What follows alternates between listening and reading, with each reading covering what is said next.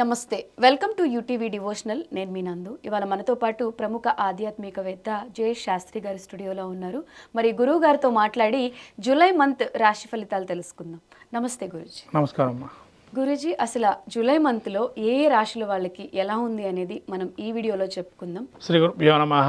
శ్రీ మహాగణాధిపతే నమః. శ్రీ మహాసరస్వతి నమః. హరి ఓం శ్రీమాత్రే నమః.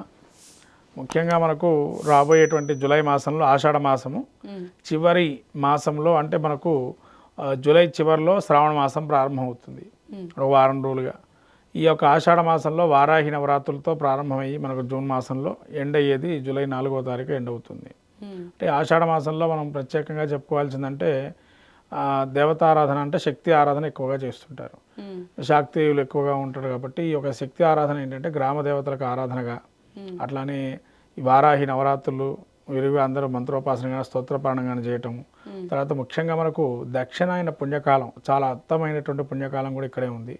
ఈ దక్షిణాయన పుణ్యకాలంలో పితృదేవత తర్పణాలు కానీ దాన ధర్మాలు కానీ ప్రత్యేకంగా చెప్పుకోదగినటువంటి సమయం అది, పుణ్యకాలం. తర్వాత వ్యాస పౌర్ణిమ అనేది ఉంది.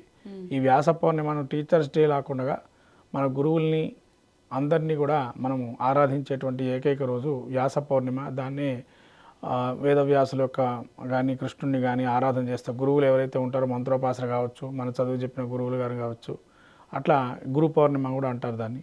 ఆ గురు పౌర్ణిమ రోజు ప్రత్యేకంగా గురువు ఆరాధన చేసుకోవటం, మనం గురువుకి శుశ్రూష సేవ చేస్తేనే మనకు జ్ఞానం అనేది కలుగుతుందని చెప్పారు. అటువంటి మహత్తరమైన రోజు కూడా ఆషాఢ మాసంలో ఉంది.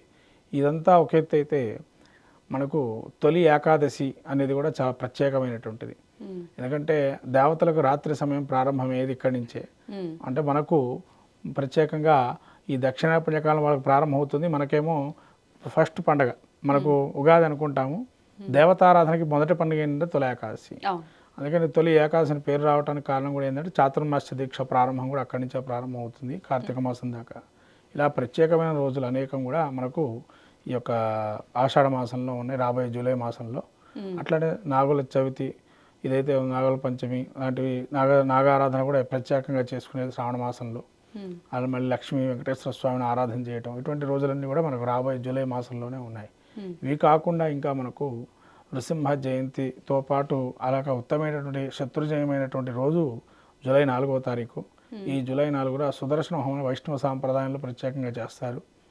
ఇలా సుదర్శన స్వామిని అనుగ్రహం పొందడానికి ఆ రోజు కనుక మనం దగ్గరున్న దేవాలయంలో కానీ మన ఇంట్లో కానీ సుదర్శన హోమం చేసుకోవడం కూడా చాలా విశేషం, శత్రుంజయం అవుతాయి.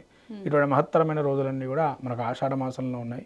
వీటిని అన్నింటినీ కూడా మనం ఉపయోగించి స్వామివారి యొక్క భక్తి శ్రద్ధలతో ఆరాధన చేసి దేవీ దేవతల్ని ఆ యొక్క అనుగ్రహాన్ని పొందాలని, ఈ యొక్క ద్వాదశ రాశుల వారికి ఏ విధంగా ఉండబోతుంది అనేది మనము చెప్పుకుందాం. ఈ యొక్క ఆషాఢ మాసంలో జూలై మాసంలో ధనుస్సు రాశి వారికి ఏ విధంగా ఉండబోతుంది అంటే ముఖ్యంగా ధనుసు రాశి మూల నక్షత్రం 4 పాదాలు, పూర్వాషాఢ నక్షత్రం 4 పాదాలు, అట్లే ఉత్తరాషాఢ నక్షత్రం 1వ పాదం ధనుసు రాశి. ఈ యొక్క నక్షత్రాదులు చూసినట్టయితే ముఖ్యంగా మనము ఈ ధనుసు రాశి వారికి తృతీయంలో రాహు ఉన్నాడు, వక్రగమనంతో శని వక్రగమనంతో తృతీయంలో ఉన్నాడు. సప్తమంలో ఈ యొక్క గురువు రవి, అష్టమంలో బుధుడు, షష్టంలో శుక్రుడు, కుజకేతువులు 9వ స్థానంలో సంచరిస్తున్నారు. ధనుసు రాశి వారికి కొంత జూలై మాసం యోగదాయకంగా ఉందని చెప్పాలి. ఎందుకంటే తృతీయంలో గురువు యోగిస్తున్నాడు. ఏదైనా వ్యవహారాలు మొదలు పెడితే జయించగలిగే అవకాశం ఉంటుంది. విదేశంలో కానీ విదేశీ పెట్టుబడులు కానీ వ్యాపారాలు కానీ యోగించే అవకాశం ఉంటుంది. నష్టమైన ద్రవ్యం, నష్టమైన రాజ్యాన్ని కూడా మళ్ళీ పొందే అవకాశం ఉంటుంది. రాజుల వల్ల ఏదైనా కోల్పోయినా, రాజు సమానంగా ఉండేటువంటి వారితో ఇబ్బందులు వచ్చినా, ప్రభుత్వ మూలకంగా ధన నష్టం జరిగినా అవన్నీ పునః మళ్ళీ ధనాన్ని కానీ అవన్నీ కూడా వచ్చే అవకాశం ఉంటుంది ఏదో విధంగా. శని కూడా వీళ్ళకి యోగిస్తున్నాడు, తృతీయంలో ఉన్నాడు కాబట్టి సోదర వర్గంతో కూడా మంచి భావనలు సత్సంబంధాలు గోచరిస్తున్నాయి. అలానే వీరికి ఈ యొక్క శుక్రుడు షష్టంలో ఉండడం వల్ల కుటుంబంలో కొంత ఇబ్బంది కలిగిన, బయట నూతనమైన స్త్రీలతో పరిచయాలు కావటం, తద్వారా నూతన పరిచయాలు ఏర్పట్టి కొద్ది వరకు ముందరికి వెళ్ళటము, ఇవన్నీ జరిగే అవకాశం ఉంటుంది. రవి గురువులు ఏదైతే ఉన్నారో, గురువు యోగిస్తున్నాడు 7వ స్థానంలో. ఎక్కడికి వెళ్ళినా సభాగౌరవం, మర్యాదలు, తీర్థక్షేత్ర దర్శనాలు, తీర్థయాత్ర, యజ్ఞాది కృతువులు చేయటం కానీ, పెద్దలను గౌరవించడం కానీ, సభాగౌరవం కానీ పొందే అవకాశం ఎక్కువగా ఉంటుంది. అలానే రవి 7లో ఉన్నాడు కాబట్టి ఇవన్నీ యోగిస్తాయి. రవి ఎప్పుడైతే 8లోకి వస్తాడో అనారోగ్యము, అతివేడి, సమయం తప్పిన వేళ తప్పిన భోజనాలు ఉండటము, అలా జరిగే అవకాశం ఉంటుంది. అట్లనే కుజకేతువులు మీకు ఈ 9లో ఉండటం వల్ల కొంత ఇబ్బందికరంగా ఉంది. పూర్వ ఏదైతే ఉందో మిమ్మల్ని ధనపరంగా స్థిరమైన లాభాలు ఏవైతే ఉన్నాయో కొంత గండికొట్టే అవకాశం ఉంటుంది. స్థిరమైన ఆస్తులు కానీ అవన్నీ కూడా కొద్ది ఇబ్బందికరంగా ఉంటుంది. ఏదైతే అనుకుంటారో లాభిస్తుందని అంటే కొంత గొప్ప అక్కడ నష్టం జరిగి లాభం వచ్చే అవకాశం ఉంటుంది. కుజుడు ఉన్నాడు కాబట్టి, కేతు ఉన్నాడు కాబట్టి కొంత నష్టం జరిగిన తర్వాత అనుకున్న లాభం కన్నా కొంత తగ్గి వస్తుంది. ఇటువంటి గ్రహస్థితి గోచరిస్తుంది ఈ యొక్క ధనుసు రాశి వారికి.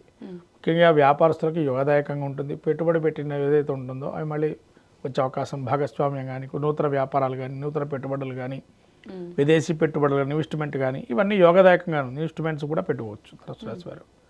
అట్లానే ఏదైనా పార్ట్నర్షిప్ బిజినెస్ కానీ, సోదరవర్గంతో చేసేటువంటి సోదరిమణులతో చేసే బిజినెస్లు కానీ యోగించే అవకాశం ఉంటుంది.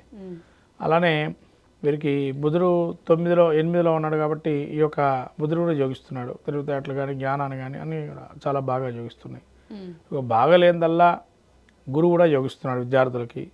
నూతనమైన వధువులకు అంటే మనకి ఏదైనా వివాహ సంబంధాలు కానీ, తర్వాత గృహ ప్రవేశాలు కానీ, వ్యాపారంలో కానీ అన్నీ యోగదాయకంగా ఉన్నాయి. మళ్ళీ లాయర్ చదువుకునేటువంటి వారికి న్యాయస్థానాల్లో కానీ మంచి రాణింపు ఉంటుంది.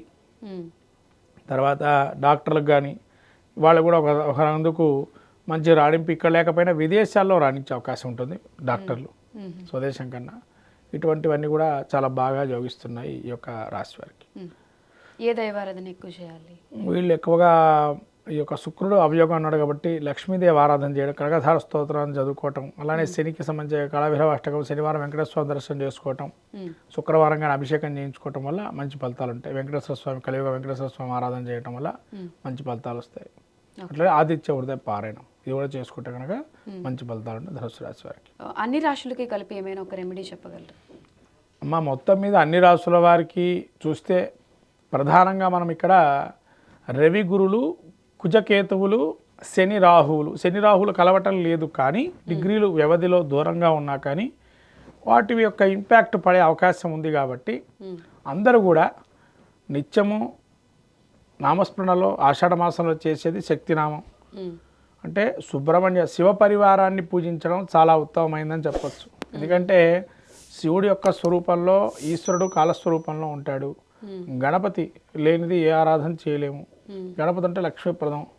తర్వాత పార్వతీదేవి శక్తిని, ఏదైనా మనకు శక్తి లేకుండా ఉపద్రవాలు వస్తే వాటి నుంచి తప్పించడానికి అమ్మవారు ఏదో ఒక రూపంలో శక్తి రూపంలో ఉంటుంది. ప్రతి ఇంధనంలో శక్తి ఉంటుంది. ప్రతి ఒక్క మెషిన్ నడవాలి, యంత్రం నడవాలి అంటే దానికి శక్తి కావాలి. పవర్ అన్నా కావాలి, లేదా మాన్యువల్ పవర్ అన్నా కావాలి. మాన్యువల్ అంటే యాంత్రికంగా జరిగేటువంటి సిస్టమ్ ఉంటుంది కదా, అలా అన్నా జరగాలి. అంటే రెండింటికి కూడా దానికి కూడా మళ్ళీ ఆయిల్ పోసో దాన్ని చేయి తిప్పడం రకరకాలు ఉంటాయి. మనిషి దాన్ని కూడా శక్తిని దానిలో జరపాలన్నా కూడా. కాబట్టి శక్తిని ఇవ్వాలి కాబట్టి అమ్మవారి ఆరాధన చేయాలి. తర్వాత సుబ్రహ్మణ్య ఆరాధన. ఈ కుజకేతువుల కలయిక వల్ల ఏంటంటే ప్రపంచంలో కానీ భూమికి సంబంధించిన నాయకుడు ఎవరంటే కుజుడు. గ్రహాల్లో అది అధిష్టాన దేవుడు సుబ్రహ్మణ్య స్వామి. అక్కడ మళ్ళీ కేతు కూడా ఉన్నాడు. అంటే జ్ఞానం ఇచ్చేటువంటి వాడు కూడా మనకు సుబ్రహ్మణ్య స్వామి అని చెప్పబడింది. కాబట్టి సుబ్రహ్మణ్య క్షేత్ర దర్శనం చేసుకోవటం, సుబ్రహ్మణ్య ఆరాధన చేయటం చాలా విశేషంగా చెప్పబడుతుంది. అంటే శివ పరివారంలో ఉండేటువంటి ఎవరైతే ఈ యొక్క 4 ఉన్నాయో అమ్మవారు, రుద్రుడు, గణపతి, సుబ్రహ్మణ్య స్వామి, అట్లానే శక్తి స్వరూపంగా మనం పార్వతీదేవిని అనేక రకాలుగా కొలుస్తుంటాం. వీళ్ళ ఆరాధన చేయటం వల్ల మన జ్ఞానము, ధనము, అట్లనే శక్తిని ఇవన్నీ కూడా కలగజేసేటువంటిది. అంటే కాలానికి అనుగుణంగా మారే అవకాశం ఉంటాయి. కాబట్టి ఇవన్నీ శివ పరివారాన్ని మనం ఆరాధన చేసుకోవటం మొత్తం మీద ఈ ఆషాఢ మాసంలో చాలా విశేషమైన ఫలితాలు వస్తాయి. ఈ విధంగా ఎవరు తోచిన విధానంగా వాళ్ళు ఈ ఆరాధన క్రమంలో గణపతి కానీ, సుబ్రహ్మణ్య స్వామిని, రుద్రుడు కానీ, ఈ అమ్మవారి కానీ అంటే క్షేత్ర దర్శనం చేసుకోవచ్చు, వెళ్తే ఇంట్లో స్తోత్ర ప్రాణాలు చేసుకోవచ్చు, పూజాధికాలు చేసుకోవచ్చు, ఎవరిష్టం వాళ్ళది, హోమాలు చేసుకోవచ్చు. అలా చేసుకోవడం వల్ల మంచి ఫలితాలు ఉంటాయి ద్వాదశ రాశుల వారందరికీ కూడా. ధన్యవాదాలు.